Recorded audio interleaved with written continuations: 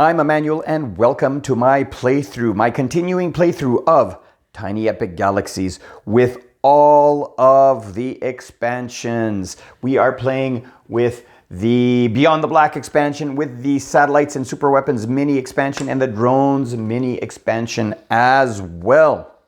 Well, it is back over to us, so let's see what we're going to do. Our galaxy is at level 3. We have access to 5 dice, so let's go ahead and roll those 5 dice and see what we can get. We get an economic die, we get another economic die, we get 2 colony actions and an energy die as well. With 2 colony dice, I could go ahead and hire the Aurora. We have 2 pilots that are available there. We have the Concierge, which says, when this ship colonizes a planet, you may change 1 inactive die to the face of your choice once per turn. And we have the Hive Mind. It says, when this ship is exploring, if a red card is drawn, all other players must lose 1 resource of their choice. That is kind of interesting.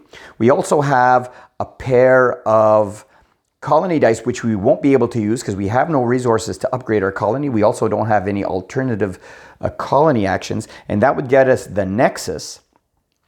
And the Nexus, all of them can have the Nexus. So the other 2 guys over here is the Marshal. It says, when this ship colonizes a planet, immediately acquire 1 of its resource. For an energy/culture planet, you acquire 1 of both. That's pretty good. And the Peacekeeper says, another player's ship may not advance past this ship on the colony track. That is a good way to keep the rogue at bay. But I really like the Concierge, that when the rocket ship colonizes the planet, that we will change a die to an inactive die to a face of my choice. And it also has 2 of the symbols on our planet as well.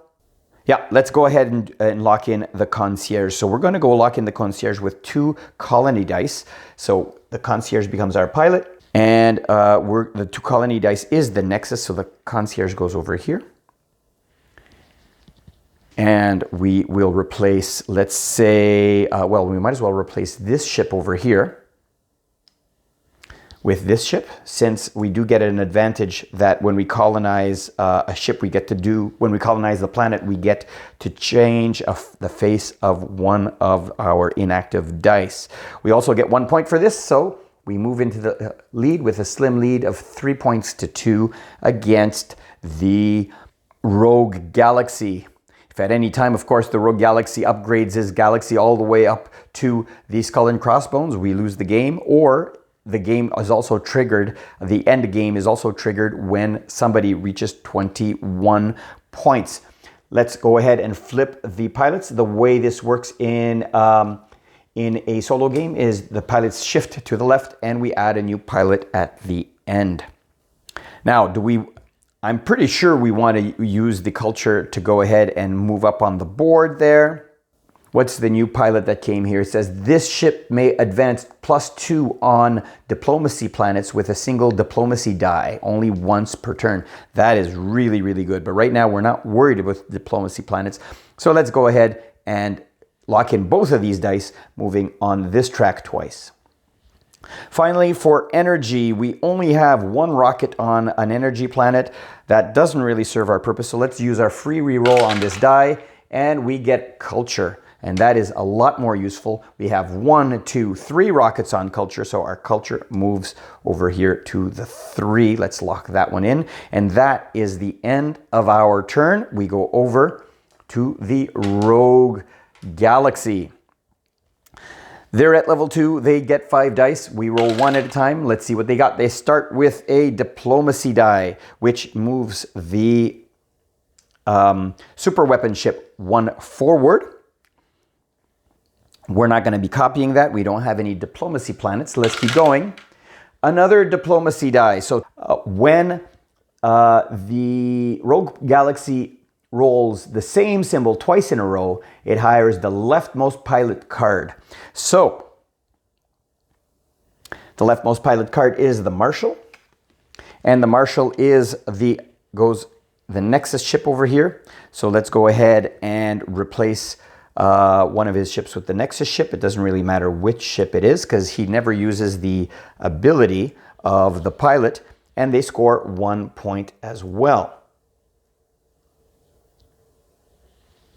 It specifies in the solo rules. By the way, the solo rules for Beyond the Black are inside the box right here. Rogue Pilot solo rules. It does say over here, I don't know if the camera's focusing, that in bold, the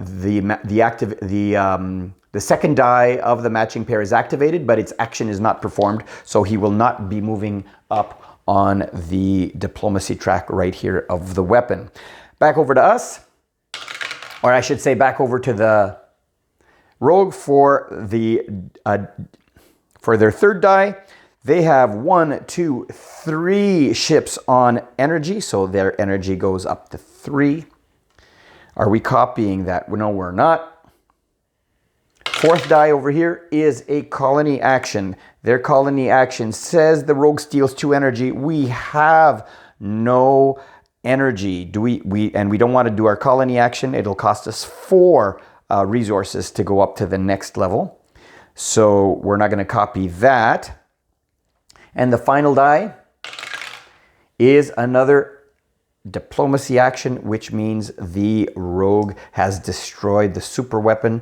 This ship comes back and the Rogue scores 2 victory points for the Rogue. And he jumps into the lead. And that is it for today's playthrough. Let me do a little bit of refreshing. I forgot to refresh the pilots. The new pilot is the Gamelin pilot. The one with the little golden thing is a bonus promo. And it says, double the exploration badges on this card if you have completed your Empire track at the end of the game. That is quite powerful. And we draw the new weapon, which has acquire 3 resources of our choice. That is cool. Well, I hope you're enjoying this playthrough so far. If you are, I always appreciate a thumbs up, and click on my logo over here to subscribe. And here are 2 playlists of 2 different playthroughs on my channel that you might enjoy.